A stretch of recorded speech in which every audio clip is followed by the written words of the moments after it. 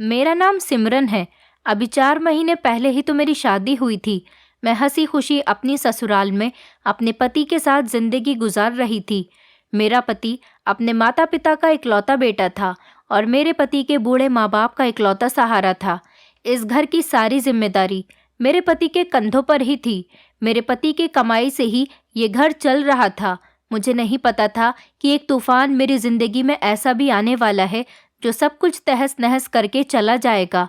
मेरी शादी को 4 महीने पूरे ही हुए थे कि एक दिन मेरे पति को अचानक ऑफिस में हार्ट अटैक आ गया और ऑफिस से फ़ोन आया कि वो इस दुनिया से जा चुके हैं। ये सुनकर तो हमारे होश उड़ गए थे। हम सब लोग मेरे पति को हॉस्पिटल मिलने के लिए गए और रोते हुए उनकी लाश को घर पर अंतिम संस्कार करने के लिए लेकर आए थे। रोते रोते हम सबका बुरा हाल था। अभी मैं जवान ही थी। मेरे पति मुझसे बहुत प्यार करते थे। हमेशा उनको अपने माता पिता की फिक्र लगी रहती थी। उन्होंने शादी की रात मुझे भी कहा था कि मेरे पेरेंट्स का हमेशा ख्याल रखना। मैं अपने पति की बात हमेशा मानती थी। मैंने अपने सास ससुर को हमेशा अपने माता पिता समान समझा था। हमारी ज़िंदगी बहुत हंसी खुशी गुजर रही थी, लेकिन जिस दिन से मेरे पति की मौत हुई थी, हमारा एक एक दिन रो रो कर गुजर रहा था। लोग मुझसे कहते, तुम कम उम्र खूबसूरत और पढ़ी लिखी लड़की हो, तुम्हारे लिए दूसरा रिश्ता आसानी से मिल जाएगा, इसलिए तुम शादी कर लो। लेकिन मैं हमेशा अपने पति की यादों के सहारे ही जिंदगी गुजारना चाहती थी। मैं दूसरी शादी हरगिज नहीं करना चाहती थी। और तो और, अगर मैं भी इस घर से चली गई तो मेरे पति के माँ बाप का क्या होगा? वो बेचारे, उनका तो इस दुनिया में मेरे सिवा कोई भी नहीं। मैं उन लोगों को नहीं छोड़ सकती थी, क्योंकि मैं माँ बाप की अहमियत समझती थी। इस दुनिया में मेरे तो माँ बाप थे नहीं। शादी होने के बाद मैंने अपने सास ससुर को ही अपना माँ बाप समझ लिया था। मेरे माता पिता बचपन में ही हम तीनों बहनों को छोड़कर चले गए थे। मुझसे बड़ी मेरी 2 बहनें थीं और उन दोनों की शादी दूसरे शहर में हुई थी और फिर मेरी भी शादी हो गई। मेरी बहन दूर दूसरे शहर में रहती थी, इसलिए कभी यहाँ आती भी नहीं थी। वो लास्ट टाइम मेरी शादी पर ही आई थी, इसलिए मेरा भी कोई नहीं था जिसे मैं अपना दुख सुना सकूं, और मेरे सास ससुर का भी कोई नहीं था। मैंने फैसला कर लिया था कि चाहे कुछ भी हो जाए, मैं इन दोनों का साथ कभी नहीं छोड़ूंगी और कभी दूसरी शादी नहीं करूंगी। मैं अपने पति को याद करके आज फिर अपने कमरे में दरवाज़ा बंद करके अकेले में रो रही थी। मेरे रोने की आवाज़ बाहर तक जा रही थी। मेरी सास रोने की आवाज़ सुनकर कमरे का दरवाज़ा बजाने लगी। कहने लगी, सिमरन बेटा, कमरे का दरवाज़ा खोलो, इस तरह से मत रो, हमें भी तो हमारे बेटे की याद आती है। अब हमारा तुम ही तो सहारा हो। मैं उठ खड़ी हुई और मैंने जाकर कमरे का दरवाज़ा खोल दिया। मैं अपनी सास के गले लगकर खूब रोने लगी, क्योंकि आज घर में खाने के लिए कुछ भी नहीं था। इधर मेरे ससुर की तबीयत बहुत ज़्यादा ख़राब हो रही थी। उनकी दवाइयाँ भी ख़त्म हो चुकी थीं। मेरे पति की मौत को तो 2 महीने हो गए थे और हमारे पास जितने भी जुड़े हुए पैसे थे, उन सब से हमारा गुजारा हो रहा था। अब हमारे पास वो सारे पैसे भी ख़त्म हो गए थे। मैं पढ़ी लिखी थी। मैं चाहती थी कि मैं स्कूल में टीचर की नौकरी कर लूं, ताकि हमारे घर के हालात बेहतर हो सकें। लेकिन मेरे सास ससुर शादी की जिद लगाए हुए थे। मैंने अपनी सास से कहा कि आप लोगों पर मैं बोझ हूँ जो आप लोग मेरी शादी करवाना चाहते हैं। मेरे पति का नाम गौतम था।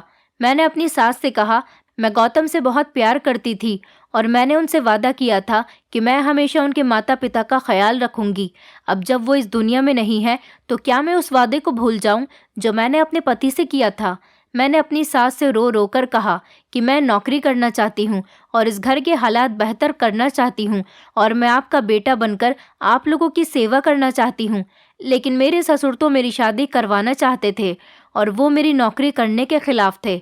उनका कहना था कि लोग कहेंगे कि जवान बहू को नौकरी करने के लिए भेज दिया, उसको भरी जवानी में अपने बेटे की विधवा बनाकर उससे कमाई करवाते रहे और जिंदगी भर उसकी कमाई खाते रहे। लेकिन मुझे लोगों की बातों की कोई परवाह नहीं थी। मुझे तो अपने पति के माँ बाप की सेवा करनी थी। मैं सारी जिंदगी अपने पति की विधवा बनकर आसानी से गुजार सकती थी, क्योंकि मुझे कोई प्रॉब्लम नहीं थी। लोग क्या कहते हैं क्या नहीं, मुझे इस बात से कोई मतलब नहीं था। मेरी सास ने कहा कि वो दोबारा से अपने पति से इस बारे में बात करेंगी और उनसे कहेंगी कि वो बहू को नौकरी करने दें। मेरी सास ने बड़ी मुश्किल से मेरे ससुर को नौकरी करने के लिए राजी किया था, क्योंकि अब घर के हालात तो मेरे ससुर जी को भी दिख रहे थे कि घर के खर्च के लिए फूटी कौड़ी नहीं बची थी। लेकिन आस पड़ोस के लोग मेरे ससुर के दिमाग में यही डालते थे कि अपनी जवान बहू की शादी कर दो, उसकी ज़िंदगी बर्बाद मत करो। मेरे ससुर को सिर्फ लोगों की बातों का डर था कि वो दुनिया वाले क्या कहेंगे। बड़ी मुश्किल से मेरे ससुर मुझे नौकरी पर भेजने के लिए तैयार हो गए थे, पर मेरे ससुर ने कहा था, बहू कभी भी हमारी इज्जत के साथ मत खेलना।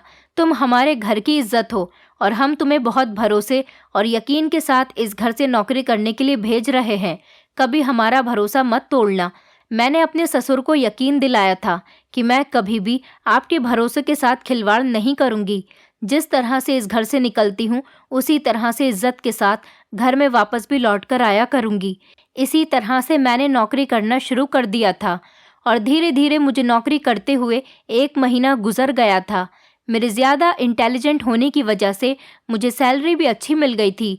1 महीने की सैलरी में मैंने अपने ससुर को डॉक्टर के यहाँ अपॉइंटमेंट लेकर दिखा दिया था और उनकी कुछ दिनों की दवाई भी ले ली थी और घर में सारा राशन भी डलवा दिया था। मेरी इस नौकरी से मेरे सास ससुर को बहुत सहूलत हुई थी और उन लोगों ने मुझे बहुत आशीर्वाद और दुआएं दी। हमारे घर के सामने वाले घर में एक फैमिली रहने के लिए आई थी। वो लोग हमारे मोहल्ले में नए नए शिफ्ट हुए थे। उस घर में एक लड़का रहता था। उसने भी उसी स्कूल में नौकरी के लिए अप्लाई किया था जिस स्कूल में मैं टीचिंग करने जाती थी। उसकी मुलाकात मेरे साथ स्कूल में हो गई थी।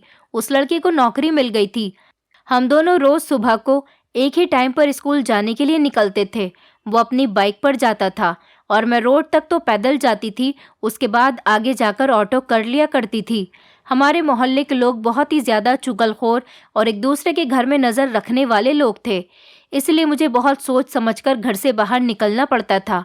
जब हमारे मोहल्ले के लोगों को ये बात पता चली थी कि मैं नौकरी कर रही हूँ, उन लोगों ने मेरे सास ससुर पर बहुत ताने कसे थे।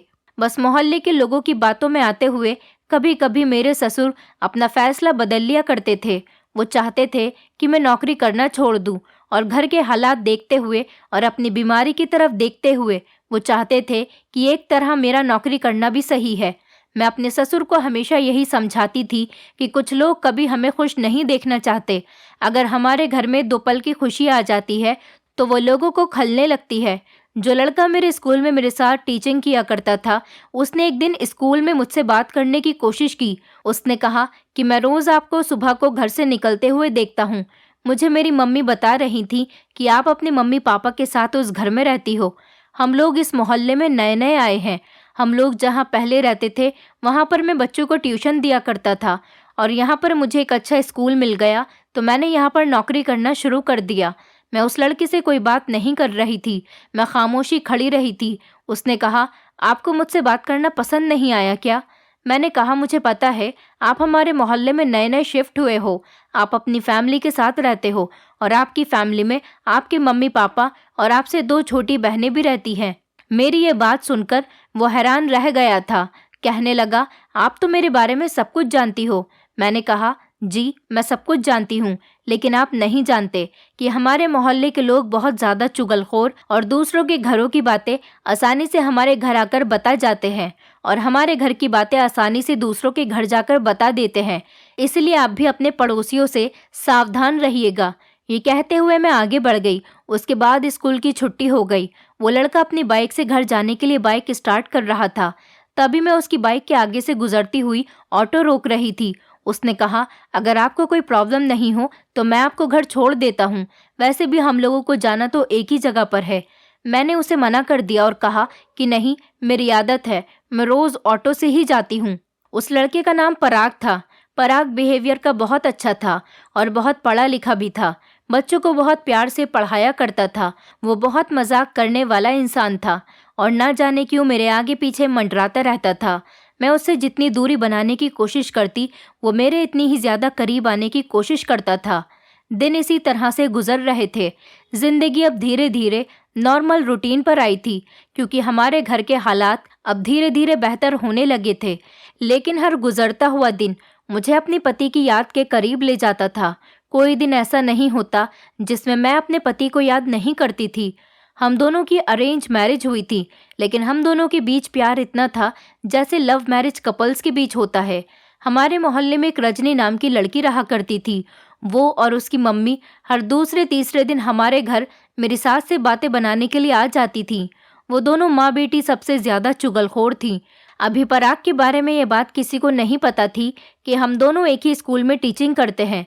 मेरे ससुराल वालों को यही बात पता थी कि जिस स्कूल में मैं टीचिंग करती हूँ वहाँ पर सिर्फ लड़कियाँ ही पढ़ाती हैं। अब जब मेरा लड़कों से कोई वास्ता नहीं था, इसलिए मैंने अपने सास ससुर को ये बात बताना ज़रूरी भी नहीं समझा था। 2-3 दिन से मेरी तबीयत ठीक नहीं थी और इसीलिए मैं स्कूल भी नहीं जा रही थी। एक दिन मैं छत पे कपड़े फैला रही थी, तभी पराग ने मुझे छत पर आवाज़ लगाई और कहने लगा कि आपको क्या हो गया, काफ़ी दिनों से आप स्कूल नहीं आ रही हो। मैंने उसे बताया कि मेरी तबीयत ठीक नहीं है। मैं उससे छत पर खड़े होकर कोई बात नहीं करना चाहती थी, क्योंकि मैं नहीं चाहती थी कि लोग हम दोनों को बातें करता हुआ देखकर कोई हमारे बारे में उल्टी सीधी बातें करे। इसलिए मैं जल्दी से पराग की बातों को इग्नोर करते हुए कपड़े लेकर सीधा छत से नीचे उतर आई। इसी तरह अब जब कभी भी पराग मुझे खिड़की में खड़े हुए या फिर छत पर खड़े हुए देखता तो मुझसे बात करने की कोशिश करता था। मैं हर बार उसको इग्नोर करने की कोशिश करती रहती। मैं चाहती थी कि कोई हमें बात करता हुआ ना देख ले, क्योंकि मेरे ससुर का बिहेवियर बहुत कड़क था। मैं नहीं चाहती थी मेरी कोई भी शिकायत मेरे ससुर को मिले और उनका भरोसा मुझ पर से हट जाए। बड़ी मुश्किल से उन्होंने मुझे स्कूल में नौकरी करने की परमिशन दी थी। अगर धोखे से भी मुझसे कोई गलती हो गई तो मैं अच्छी तरह से जानती थी कि वो सबसे पहले मेरा स्कूल जाना ही बंद करवाएंगे। पराग मुझसे स्कूल में भी बहुत बातचीत करने की कोशिश करता था। एक दिन उसने मुझसे फ्रेंडशिप करने के लिए हाथ आगे बढ़ाया। मैंने उसे साफ इनकार कर दिया और कहा कि मुझसे दूर रहा करो, मुझसे ज़्यादा बात करने की कोशिश मत किया करो। मुझे तुम्हारे जैसे लड़के बिल्कुल पसंद नहीं और मैं लड़कों से दोस्ती नहीं करती। वो मेरे इस तरह से बात करने पर शॉक्ड रह गया था और उसका मूड भी ऑफ हो गया था। उस दिन के बाद वो मुझसे दूर दूर रहने लगा था। मुझे सुकून मिल गया था कि चलो अच्छा है, अब ये मुझे तंग नहीं करेगा। एक दिन स्कूल से छुट्टी पर मैं ऑटो में घर जा रही थी, तभी रास्ते में अचानक से 2 बाइकों का एक्सीडेंट हो गया और सड़क पर भीड़ लगने लगी।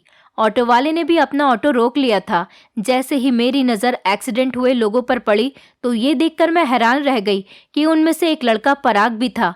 पराग के बहुत ज़्यादा चोट आई थी। मैं जल्दी से ऑटो से उतर गई और मैंने पराग को संभालने की कोशिश की। मैं उसी ऑटो में बैठकर पराग को अस्पताल ले गई। डॉक्टर ने इसकी पट्टियां कर दी थी। पराग की बाइक का भी बुरा हाल हो गया था। वो तो उसका कोई दोस्त रास्ते से उठाकर सर्विस पर देने चला गया था और मैं पराग को अस्पताल ले आई थी। थोड़ी देर के बाद डॉक्टर ने उसे डिस्चार्ज कर दिया था। इधर मैंने अपनी सास को फ़ोन करके बता दिया था कि स्कूल में कुछ इम्पोर्टेंट काम होने की वजह से मैं देर से घर पहुंचूंगी। पराग की तबीयत थोड़ी ठीक हुई तो मैं उसे लेकर घर आ गई थी। पराग मुझे बहुत थैंक यू बोल रहा था। गली के अंदर आते ही मैं फ़ौरन अपने घर में चली गई और पराग अपने घर में चला गया। उसके बाद पराग ने रात के टाइम पर मेरे नंबर पर मैसेज किया। अब धीरे धीरे हम दोनों एक दूसरे के अच्छे दोस्त बन गए थे, लेकिन मुझे सिर्फ लोगों का ही डर लगा रहता था कि कहीं कोई मेरी शिकायत मेरे घर आकर न कर दे कि मेरी पराग के साथ दोस्ती बढ़ गई है। मैं पराग से आमने सामने कोई बात नहीं करती थी। हमारी जितनी भी बात होती थी सिर्फ मैसेज पर ही होती थी। हम दोनों की बहुत पक्की दोस्ती हो गई थी। अब पराग मुझसे जिद किया करता था कि मुझे अच्छा नहीं लगता हम दोनों घर से साथ निकलते हैं और एक ही जगह पर टीचिंग करते हैं। मेरे पास बाइक है, मैं चाहता हूँ कि तुम मेरे साथ ही स्कूल चली जाया करो और वापसी पर भी मेरे साथ ही आ जाया करो। तुम काफ़ी दूर तक पहले पैदल चलती हो, उसके बाद ऑटो में बैठकर स्कूल जाती हो। ये सब मुझे पसंद नहीं है। अगर तुमने मेरी बात नहीं मानी तो मैं तुमसे दोस्ती ख़त्म कर दूंगा। वो मुझसे बहुत ज़्यादा जिद कर रहा था। अब मुझे उसका कहना मानना ही पड़ गया था, लेकिन इसमें मेरी शर्त थी कि वो मुझे रोड तक ही छोड़ दिया करेगा। गली तक मैं पैदल खुद घर तक आ जाया करूँगी। वो मेरी शर्त मान गया था और इसी तरह से रोज़ जब मैं घर से निकलती तो रोड पर जाकर पराग के साथ बाइक पर बैठ जाती थी और छुट्टी पर भी हम लोग ऐसा ही किया करते थे। इसी तरह से दिन गुजरते चले जा रहे थे। लेकिन एक दिन रजनी की मम्मी ने आकर मेरी सास को बता दिया कि सामने के घर में रहने वाला जवान लड़का आपकी बहू को स्कूल लेकर जाता है और वही छोड़कर जाता है। मेरी सास पराग को अच्छी तरह से जानती थी, क्योंकि वो हमारे सामने वाले घर में ही तो रहता था। मेरी सास मेरे पास इस टाइम आई और कहने लगी कि ये पड़ोस की औरत मुझसे क्या कहकर गई है। मैंने अपनी सास से किसी तरह का झूठ नहीं कहा। वो मेरी माँ समान थी, मैं उनसे कुछ नहीं छुपा सकती थी। मैंने उनको सब कुछ बता दिया कि किस तरह से पराग की और मेरी दोस्ती हुई और हम दोनों के बीच कुछ भी गलत नहीं चल रहा। वो मुझे अपनी बाइक पर बैठाकर स्कूल ले जाता है और इसी तरह से घर छोड़ जाता है। और तो और वो भी उसी स्कूल में टीचिंग करता है जिस स्कूल में मैं पढ़ाती हूँ। मेरी सास ने ये बात सुनकर मेरे गाल पर एक जोरदार तमाचा मार दिया। ये देखकर मैं हैरान रह गई थी कि मैंने इतने भरोसे से अपनी सास को ये बात बता दी थी और उनसे कुछ भी नहीं छुपाया था, और फिर आखिरकार उसके बदले उन्होंने मुझे थप्पड़ मार दिया था। उन्होंने कहा, बहू, हमने तुम पर कितना भरोसा किया था। तुम हमारी इज्जत को इस तरह से मिट्टी में मिला रही हो कि लड़कों से दोस्ती कर रही हो। तुमने हमसे झूठ बोला। तुमने तो कहा था कि जिस स्कूल में तुम टीचिंग करती हो वहाँ पर सिर्फ लड़कियाँ ही टीचिंग करती हैं। अब ये लड़का पराग फिर ये तुम्हारे स्कूल में टीचिंग क्यों करता है? मैंने कहा, मम्मी जी, मैंने आप लोगों से ये बात इसीलिए छुपाई थी कि कहीं आप लोग मुझे टीचिंग करने से इनकार न कर दो। मेरी सास कहने लगी, अगर तुम्हारे ससुर को ये बात पता चल गई तो तुम्हें पता है वो कितना गुस्सा करेंगे। तुम ये बात तो सोच लेती कि तुम एक विधवा हो। अगर तुम्हारे ससुर को पता चल गया कि तुम पति के मरने के बाद लड़कों से दोस्ती करती फिर रही हो और उनके साथ गाड़ियों पर घूमने जा रही हो, तो वो तुम्हें हरगिज ये नौकरी नहीं करने देंगे।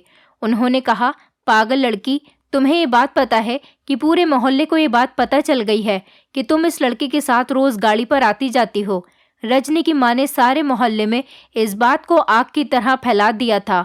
मुझे तो काफ़ी दिनों से इस बात पर शक था और तुम्हारे ससुर के कानों में भी ये बात आ गई थी, पर मैंने उनको यही कहा था कि मैं पहले एक बार बहू से बात कर लूँ, उसके बाद इन लोगों की बातों पर यकीन करेंगे।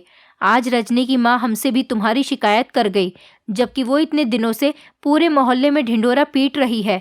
जब कोई हल नहीं निकल सका तो वो फेस टू फेस हमसे भी तुम्हारी शिकायत कर गई। अब मैं मोहल्ले वालों को और तुम्हारे ससुर को क्या जवाब दूं? तुम तो हमें कहीं पर मुंह उठाने के काबिल नहीं कर रही हो। इस तरह से हमारे पूरे मोहल्ले में बेइज्जती हो रही है। अब सारे मोहल्ले वाले यही कहेंगे, जवान बहू को नौकरी करने के लिए निकालोगे तो वो कहीं ना कहीं तो चक्कर चलाएगी ही। मैंने कहा, मम्मी जी, बस कीजिए। क्या आपको लगता है कि मैं किसी के साथ अफेयर चला सकती हूँ? उस लड़की के साथ सिर्फ मेरी अच्छी दोस्ती है। आपने मेरे बारे में ये सब कुछ कैसे सोच लिया? ये कहकर मैं रोने लगी थी। मेरी सास कहने लगी, बेटी, मैंने कुछ नहीं समझा। मैं नहीं चाहती कि लोग तुम्हें कुछ गलत कहें। तुम जैसी भी हो, हमारे बेटे की विधवा हो। तुम्हारा ख्याल रखना हमारा कर्तव्य है। तुम हमारे घर की इज्जत हो। मैं नहीं चाहती कि लोग तुम्हारे बारे में गलत बातें करें, और तुम अपने ससुर जी को नहीं जानती हो, वो लोगों की बातों में बहुत जल्दी आ जाते हैं। मेरी सास थप्पड़ मारने पर मुझसे माफ़ी मांगने लगी। उन्होंने कहा, मुझे माफ़ कर दो बहू, मैं भावनाओं में बह गई थी, इसलिए तुम्हारी बात सुनकर मेरा हाथ उठ गया। मैंने कहा, मम्मी जी, नौकरी करना मेरी बहुत बड़ी मजबूरी है। अगर घर में कोई कमाने वाला होता तो मैं कभी भी घर से बाहर नहीं निकलती।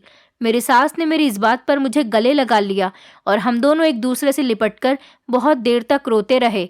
मेरी सास ने कहा, मैं तुम्हारे ससुर को समझा दूंगी, लेकिन तुम उस लड़के से आगे से ज़्यादा बात करने की कोशिश मत करना। मैं अपनी सास की बात मानने के लिए तैयार हो गई थी। मोहल्ले के लोग मेरे और पराग के बारे में गलत गलत बातें करने लगे थे। मेरी सास के लाख छुपाने के बावजूद भी ये बात मेरे ससुर को पता चल ही गई थी कि मेरी और पराग की बहुत अच्छी दोस्ती है और हम दोनों एक दूसरे के बहुत करीब आ गए हैं। इसलिए तो वो मुझे गाड़ी पर अपने साथ बैठाकर घर छोड़ता है और साथ ही मुझे स्कूल भी लेकर जाता है।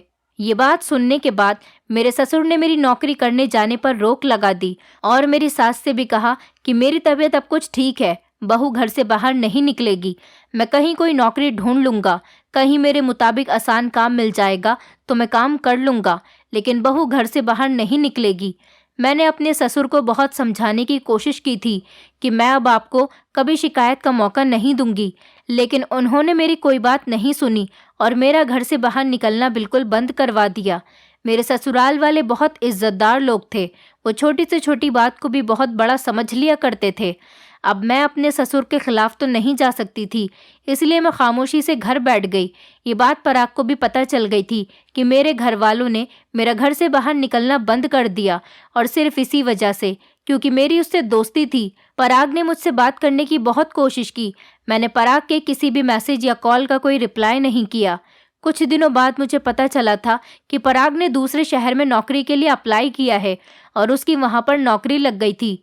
पराग दूसरे शहर में नौकरी करने के लिए चला गया था। अब मोहल्ले वालों ने मेरे और पराग के बारे में बातें बनाना कुछ कम कर दिया था। मैं घर में रहने लगी थी और मेरे ससुर की कहीं पर सिक्योरिटी गार्ड की नौकरी लग गई थी। मैं घर में रहकर अपनी सास का घर के काम में हाथ बटा दिया करती थी। मेरी सास को जब ये बात पता चली कि पराग हमारे मोहल्ले से चला गया है, उसकी फैमिली अभी भी हमारे घर के सामने ही रह रही थी। मेरी सास ने मुझे बताया कि बेटी, वो लड़का अच्छा लड़का नहीं है। मुझे तो पहले दिन से ही उस पर शक था। मोहल्ले की औरतें बता रही थीं कि वो तुम्हारी बहू से बहाने बहाने से स्कूल में भी बातें करता है। स्कूल में पढ़ने वाले बच्चे अपनी माँ को ये खबर लाकर दे दिया करते थे। मैं बड़ी परेशान थी कि इस मोहल्ले का बच्चा बच्चा चुगलखोर था। हमें हमेशा अपने बच्चों को समझाना चाहिए कि दूसरों की बातों को बड़ा चढ़ाकर किसी के सामने पेश करना बहुत गलत बात होती है। बच्चे भी ये सारी हरकतें बड़ों से ही सीखते हैं। मैंने अपनी सास से कह दिया था पराग अच्छा लड़का था या नहीं था, लेकिन उसने मेरे साथ कभी कुछ गलत नहीं किया। वो मेरी नज़र में बहुत अच्छा था।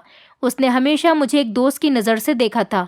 अब तो मैं घर बैठ गई हूँ, इसलिए मोहल्ले वालों को भी तसल्ली हो गई होगी। एक दिन मैं अकेली बैठी थी तो मैंने पराग का नंबर डायल कर लिया। उसने मेरी कॉल रिसीव करते ही पहले मेरे हालचाल पूछे। फिर मैंने कहा कि मुझे पता चला है तुम दूसरे शहर में नौकरी कर रहे हो। उसने बताया कि मेरे दूसरे शहर में नौकरी करने की सबसे बड़ी वजह तुम हो। मैं तुम्हारे ऊपर कोई आंच नहीं आने देना चाहता था। उसने बताया कि मुझे सब कुछ पता चल गया था कि इस मोहल्ले के लोगों ने तुम्हारे सास ससुर से मेरे और तुम्हारे बारे में काफ़ी कुछ गलत बात बनाकर उनको बता दी है, और इसी तरह की बातें मेरी फैमिली को भी बताई गई थी। मैं तो लड़का हूँ, मेरा कितना भी लड़कियों के साथ अफेयर चले, लोग मुझे गलत नहीं कहेंगे। लेकिन तुम लड़की हो और फिर तुम उस घर की बहू हो। तुम उनके बेटे की विधवा बनकर उस घर में रह रही हो। मेरी इज्जत से ज़्यादा तुम्हारी इज्जत बहुत इम्पॉर्टेंट है। मुझे लगा कि शायद मेरे जाने के बारे में जब तुम्हारे सास ससुर को पता चलेगा तो वो लोग तुम्हें नौकरी करने की परमिशन दे देंगे, इसलिए मैं इस शहर में नौकरी करने के लिए आ गया। मैंने पराग को बताया कि मेरे ससुर हरगिज़ अब मुझे नौकरी करने नहीं देंगे, क्योंकि मोहल्ले के लोगों ने उनके दिल में ये शक अच्छी तरह से डाल दिया कि मेरा मोहल्ले के ही किसी लड़के के साथ अफेयर चल रहा है। थोड़ी देर बातचीत करने के बाद हम दोनों ने फ़ोन काट दिया। मैं भगवान से बैठी हुई प्रार्थना कर रही थी, भगवान मेरे लिए कुछ ऐसा कर दो कि मेरे सास ससुर का भरोसा हमेशा मुझ पर बना रहे। पराग ने मेरे लिए बहुत बड़ी कुर्बानी दी थी। उस बेचारे ने मेरी इज्जत की खातिर अपनी नौकरी ही छोड़ दी थी। कुछ दिनों के बाद पराग की फैमिली भी उसके पास ही जाकर शिफ्ट हो गई थी। एक दिन दोपहर का टाइम था, मेरी सास आराम कर रही थी। तभी हमारे दरवाजे पर दस्तक हुई। मैं दरवाज़ा खोलने के लिए चली गई। जैसे ही मैंने दरवाज़ा खोला तो हमारे दरवाजे पर एक भिखारी खड़ा हुआ था। उसने आते ही मुझसे खाना मांगा। मैंने अपने हिस्से का खाना उस भिखारी को दे दिया। मैंने सोचा कि शायद भगवान मेरी इसी नेकी से खुश हो जाए और मेरी बिगड़ी हुई ज़िंदगी को दोबारा से संवार दे। मैंने उस भिखारी से कहा, तुम ये खाना खा लो और मेरे लिए प्रार्थना करना कि एक दिन मैं अपने ससुराल वालों पर बोझ नहीं बल्कि उनका सहारा बनूं और उनकी परेशानियों को दूर कर दूं। ये भिखारी एक जवान लड़का था, ये कोई बूढ़ा नहीं था। उसका हुलिया भी भिखारी वाला था। देखने में ये जवान और खूबसूरत लड़का था। उसने कहा, मैं 3 दिन से भूखा हूँ, मैंने कुछ नहीं खाया। आपने मुझे खाना दिया है, मैं ज़रूर भगवान से आपके लिए प्रार्थना करूँगा और भगवान ज़रूर तुम्हारी परेशानी को हल कर देगा। मैं भिखारी से दरवाजे पर खड़ी हुई बातचीत ही कर रही थी। इतनी ही देर में दरवाजे पर रजनी आ गई। ये वही लड़की थी जो हमारे मोहल्ले की सबसे ज़्यादा चुगलखोर लड़की थी और इसकी माँ का भी यही काम था। वो अपने दरवाजे पर खड़ी हुई सब्जी वाले से सब्जी ले रही थी। मुझे भिखारी से बातें करता हुआ देखकर उसने जल्दी से अपनी माँ को भी दरवाजे पर बुला लिया। मुझे अब इन लोगों का कोई डर नहीं था, क्योंकि ये एक भिखारी था। उसकी माँ ने मेरी तरफ देखते हुए कहा, अरे सिमरन, इस भिखारी से क्या बातें कर रही हो? मैंने कहा, कुछ नहीं आंटी, इनको खाना दे रही हूँ। ये वही औरत थी जिसने पूरे मोहल्ले में आग फैलाकर मेरी और पराग की दोस्ती को गलत नाम दिया था। अगले दिन फिर से वही लड़का हमारे दरवाजे पर दस्तक देने लगा और आज भी ये लड़का खाना लेने के लिए ही आया था। मैंने जल्दी से इस लड़के को खाना लाकर दे दिया और उससे पूछा कि तुम्हें देखकर तो नहीं लगता कि तुम भिखारी हो, तुम किसी एंगल से भिखारी नहीं लगते हो। तुम जवान हो, खूबसूरत हो, तुम चाहो तो कोई नौकरी कर सकते हो। उसने मुझे बताया कि मेरा इस दुनिया में कोई नहीं, मैं पढ़ा लिखा भी नहीं हूँ, मैं बेरोजगार हूँ। मेरे लिए शायद इस दुनिया में कहीं कोई नौकरी नहीं बची। बहुत सारी नौकरियों की तलाश की, पर मुझे किसी ने नौकरी ही नहीं दी। अब जब मेरे पास कुछ खाने के लिए नहीं बचा, तो मैंने लोगों के घरों में खाना मांगना शुरू कर दिया। चोरी करने से तो बेहतर है कि मैं लोगों के घरों में भीख मांगकर खा लूं। मुझे उस बेचारे पर बहुत तरस आया था। मैंने उसको खाना दे दिया और थोड़े पैसे भी दे दिए, और उसने मुझे बहुत सारी दुआएं दी। कहने लगा, तुम जो चाहती हो तुम्हें जल्दी ही वो सब कुछ मिल जाए, बल्कि मैं चाहता हूँ कि तुम्हारी पूरी जिंदगी संवर जाए। मैं भगवान से तुम्हारे लिए बहुत ज़्यादा प्रार्थना करूँगा। तुम्हें नहीं पता, किसी भूखे को खाना खिलाने वाले की प्रार्थना कभी रद्द नहीं जाती। मैं दरवाजे पर उस भिखारी से बातचीत कर ही रही थी, तभी अचानक मेरे ससुर आ गए और उनको देखकर वो भिखारी तो चला गया था। उन्होंने अंदर आने के बाद मुझे खूब डांट लगाई। कहने लगे, कितनी बार मना किया है, दरवाजे पर ज्यादा देर तक खड़ी मत हुआ करो। मैंने उनको बताया कि मैं भिखारी को खाना दे रही थी। मेरे ससुर ने कहा कि खामोश हो जाओ और कमरे में चली जाओ। मैं खामोशी से अपने कमरे में चली आई थी। न जाने मेरे ससुर के दिमाग में क्या चल रहा था, वो हर टाइम मुझ पर शक करते रहते थे। अगले दिन मेरे ससुर ने कहा कि मैं तुम्हारी शादी करवाना चाहता हूँ। ये सुनकर तो मेरे पैरों तले से जमीन निकल गई थी। मेरे ससुर ने रट लगा ली थी कि मैं तुम्हारी शादी कराकर ही रहूंगा। मैंने उनको बहुत मना किया कि मैं शादी नहीं करना चाहती। न जाने मेरे ससुर मेरी शादी किस इंसान से करवा रहे थे। मैं पहले उनको शादी से साफ मना कर चुकी थी। अब उनको न जाने क्या हो गया था कि उन्होंने कहा था कि मैं तुम्हारी शादी सिर्फ 2 दिन के अंदर अंदर ही करवाना चाहता हूँ। मेरे लिए अपने ससुर को समझाना बहुत मुश्किल हो गया था। उन्होंने मुझे अपनी कसम दे दी थी और कहा था कि हमने तुमसे शादी के लिए पहले ही कहा था, पर हमें क्या पता था कि तुम जगह जगह हमारी बेइज्जती करवाती रहोगी। अपने ससुर की ये बात मेरी कुछ समझ में नहीं आई थी। मैंने उनसे पूछने की भी कोशिश की कि आप क्या कहना चाहते हैं, लेकिन उन्होंने मुझे कुछ नहीं बताया। बस मेरे सामने हाथ जोड़कर कहने लगे, बहू तुम ये शादी कर लो, वरना मैं जीते जी मर जाऊंगा। जब उन्होंने ये बात कही तो मैं शादी करने के लिए तैयार हो गई और खामोशी से उनके फैसले पर राजी हो गई। उस दिन मैं बहुत रोई थी। अब तो मैंने कोई गलती भी नहीं की थी। न जाने मेरे ससुर मेरी शादी करके मेरे साथ ये सब कुछ क्यों कर रहे थे। मुझे अपने पति की बहुत याद आ रही थी। मेरी सास को भी इस बारे में कुछ नहीं पता था। वो भी बहुत रो रही थी। मेरी शादी की तैयारी होनी शुरू हो गई थी। लड़का भी शादी करने के लिए हमारे घर पर आ गया था। सारे इंतजाम हो चुके थे, लेकिन जैसे ही मैंने उस लड़के को देखा जिससे मेरी शादी होने जा रही थी, उसे देखते ही मेरे होश उड़ गए थे, क्योंकि ये तो वही भिखारी लड़का था जिसे मैं खाना दिया करती थी। ये वही भिखारी लड़का था जिससे मुझे बातें करते हुए एक बार मेरे ससुर ने भी देख लिया था। मैंने उसको देखकर जैसे ही सवाल किया कि क्या तुमसे मेरी शादी होने जा रही है, तो उसने कहा, हाँ मेरी ही तुमसे शादी होने जा रही है। उसने मुझे बताया कि जिस दिन तुम मुझसे अपने दरवाजे पर खड़ी हुई बातें कर रही थी, उसी दिन तुम्हारे ससुर ने हम दोनों को देख लिया था और इन्होंने मेरे पास आकर मुझसे कहा, अगर तुम मेरी बहू से शादी करना चाहते हो तो कल शाम शादी करने के लिए आ जाना, इसलिए मैं यहाँ पर आया हूँ। मेरे ससुर जी भी खड़े हुए ये सारी बातें सुन रहे थे। मैंने अपने ससुर की तरफ देखा और कहा कि पापा जी, क्या ये सच कह रहा है? मेरी आंखों में आंसू आ गए थे। मेरे ससुर ने कहा, हाँ ये तुम्हारा आशिक है। मुझे मोहल्ले के लोगों से पता चला कि तुम छुप छुप कर इससे बातें करती थी, बल्कि रजनी की माँ ने तो मुझे तुम्हारी और इसकी आपस में बातें करते हुए वीडियो भी दिखाई थी। मुझे तो पहले से ही पता था कि तुम्हारा मोहल्ले के किसी लड़के के साथ अफेयर चल रहा है, लेकिन ये नहीं पता था कि इस लड़के के साथ तुम्हारा अफेयर चल रहा है। बहू, हमने तो तुमसे पहले ही कहा था तुम शादी करके अपना घर बसा लो, लेकिन तुम्हें ये नौकरी करने का भूत सवार था। हम बहुत इज्जतदार लोग हैं, हम इस तरह से अपने घर की इज्जत को बदनाम नहीं करना चाहते। अगर तुम इस लड़की से प्यार करती थी तो हमें बता देती, हम शुरू में ही तुम्हारी शादी से करवा देते। हमारी बेइज्जती करवाने की क्या ज़रूरत थी? सारे मोहल्ले में हमारी बेइज्जती हो गई कि तुम्हारा मोहल्ले के किसी लड़के के साथ अफेयर चल रहा है। मैं जब भी बाहर जाता हूँ मुझे ये बात सुनने को मिलती है और इस बात से मेरे तन बदन में आग लग जाती है। इसलिए जब मैंने इस लड़के को तुमसे बात करते हुए देखा तो मैंने फैसला कर लिया कि मैं तुम्हारी शादी करवा कर ही रहूँगा। रोज़ रोज़ की बेइज्जती से तो बेहतर है कि तुम्हारी शादी ही करवा दी जाए। हम लोग तुम्हें घर में रहने पर मजबूर करते हैं, इसलिए तो तुमने नौकरी करने का नाटक किया था। जब नौकरी से भी तुम्हें रोक लिया गया तो तुमने इसे दरवाजे पर बुलाना शुरू कर दिया। बहू, हमने तुम पर बहुत भरोसा किया था और तुमने हमारे भरोसे को ठेस पहुंचाई। मैंने अपने ससुर से कहा, पापा जी, आपने अपनी बहू को इतना गलत समझ लिया। भला मैं इस भिखारी लड़के के साथ अफेयर क्यों चलाऊंगी? बल्कि मेरा तो किसी के साथ भी अफेयर नहीं है। मेरे ससुर को पराग और मेरे अफेयर के बारे में बताया गया था, लेकिन शायद मेरे ससुर को ये नहीं पता था कि पराग इस मोहल्ले को छोड़कर जा चुका है। जब मैं इस भिखारी से बातें कर रही थी तो मेरे ससुर को यही लगा कि ये भिखारी नहीं बल्कि ये पराग ही है। यही सोचते हुए उन्होंने हमारी शादी करवाने का फैसला कर लिया।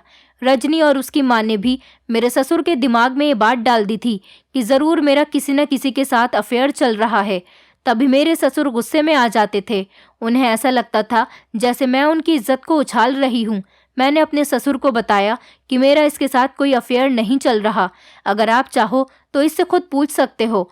उस भिखारी लड़के ने अपने बारे में मेरे ससुर को सब कुछ बता दिया था और कहा था कि ये बहन तो मुझे सिर्फ खाना दिया करती थी क्योंकि मैं एक भिखारी हूँ, मगर देखने में मैं भिखारी नहीं लगता क्योंकि मैं खूबसूरत हूँ और जवान लड़का हूँ। पर क्या करूँ, भीख मांगना मेरी मजबूरी है। आपकी बहू तो बहुत नेक और इज्जतदार औरत है। इसने मुझसे कभी कोई फालतू बात नहीं की। उस दिन ये मुझसे कह रही थी कि तुम जवान हो तो फिर नौकरी क्यों नहीं करते। बस मैं इनको ये सब कुछ ही बता रहा था, तभी आपने हम दोनों को बातें करते हुए देख लिया, लेकिन हम दोनों के बीच ऐसा कुछ भी नहीं चल रहा था। अगर आप हमारी शादी ये सोचकर करवा रहे हो कि हमारा अफेयर चल रहा था तो मैं कभी इनसे शादी नहीं करूँगा क्योंकि ये बहुत अच्छी है। मेरी सास ने मेरे ससुर को पराग के बारे में भी बता दिया कि वो लड़का भी मेरा आशिक नहीं था, बल्कि वो सिर्फ मेरा दोस्त था और दोस्ती के नाते ही वो मुझसे बातचीत कर लिया करता था। मोहल्ले के लोगों ने ही मेरे ससुर को उल्टी सीधी बातें बताई थी। मैंने अपने ससुर से कहा कि अगर मुझसे कोई लड़का बात कर ले तो इसका मतलब ये नहीं कि हर लड़के का मेरे साथ अफेयर चल रहा है। लोगों ने आपको मेरे बारे में गलत बताया। अगर आपको मेरी बात पर फिर भी यकीन नहीं आता तो आप मेरे साथ जो चाहें वो कर सकते हो। मैंने हमेशा आप लोगों को अपना माता पिता समझा और मैं आप लोगों का सहारा बनना चाहती थी, इसलिए मैं नौकरी कर रही थी। मैं आपके बेटे की पत्नी थी और मैं आज भी उससे ही प्यार करती हूँ। मेरे दिल में कभी कोई नहीं आएगा।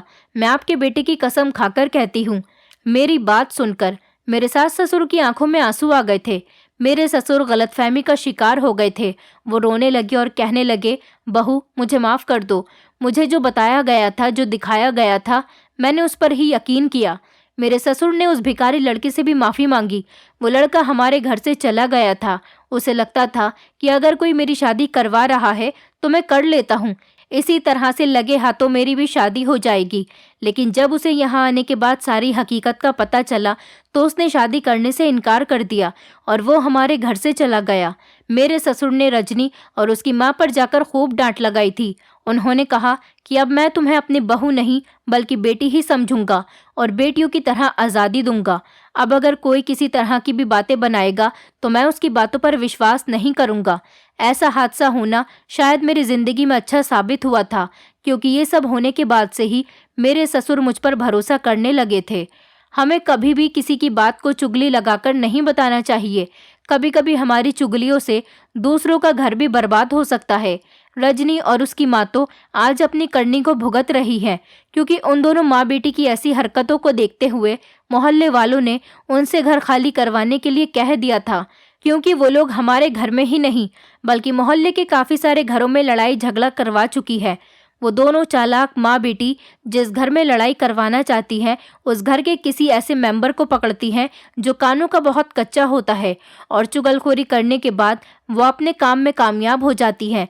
मैं आप सब लोगों से यही कहना चाहूँगी कि ऐसा करने से हमें कभी कुछ नहीं मिलने वाला, इसलिए हमेशा दूसरों की भलाई वाली ही बातें किया करें, लड़ाई झगड़े वाली नहीं। दोस्तों, उम्मीद करती हूँ आपको हमारी कहानी पसंद आई होगी। कहानी पसंद आई है तो वीडियो को लाइक करें, चैनल पर नए हैं तो चैनल को सब्सक्राइब करें और हाँ, नोटिफिकेशन बेल को ज़रूर दबाएं ताकि अगली अपडेट सबसे पहले आपको मिले।